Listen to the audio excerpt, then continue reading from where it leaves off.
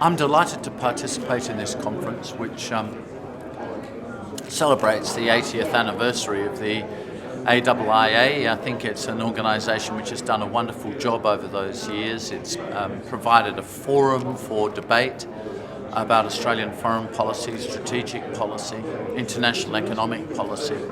And I know, as somebody who was a decision maker in the foreign policy field for many years, how much the decision makers appreciate the role of the AIIA. The AIIA has had a proud history of involvement in international relations in this country. In fact, we were created before the Department of Foreign Affairs. We were originally started in Sydney in 1924 as a branch of the Royal Institute of International Affairs, Chatham House, and just a few months later in Victoria. And in 1933, which is what we're celebrating today, the 80th anniversary of the creation of the Australian Institute of International Affairs. Congratulations to the AIIA on its anniversary.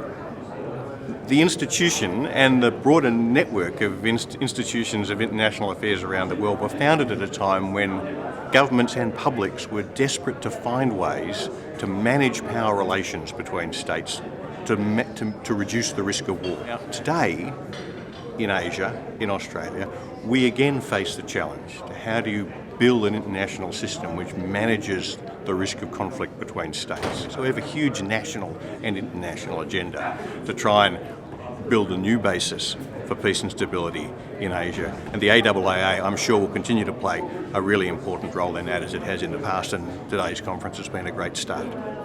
80 years is not a small achievement. When the AIIA was founded, I believe Joe Lyons was the Australian Prime Minister, Franklin Delano Roosevelt was the American President, a little known guy called Adolf Hitler had just come to power in Germany, and Joseph Stalin was in charge of the Soviet Union. So if you think of everything that's changed since then, it's a remarkable achievement.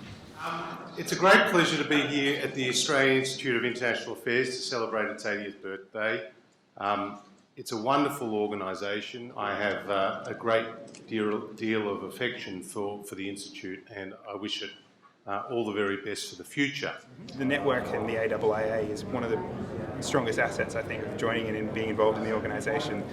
Not only just hearing some fantastic views, but also engaging with some very eminent members of the diplomatic and Canberra community. Fantastic. And such a great opportunity, this forum, to bring together a lot of experts and commentators on these various issues. The AIIA conference provides an excellent opportunity for us to hear from very well placed, very well informed people to help formulate views about the issues that matter to Australia and its foreign policy.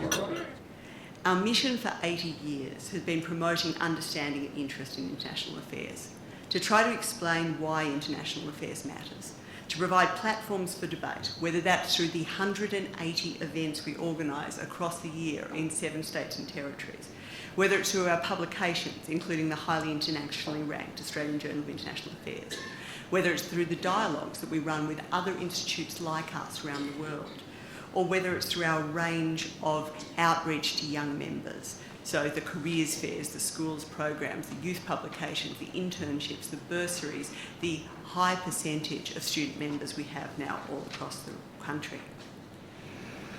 And as always, our foreign policy will be stronger if we can draw on the engaged interest of an informed public through think tanks and advocacy groups and civil society organisations. And that's why the AIIA's role over the next 80 years is going to be no less important. Thanks very much.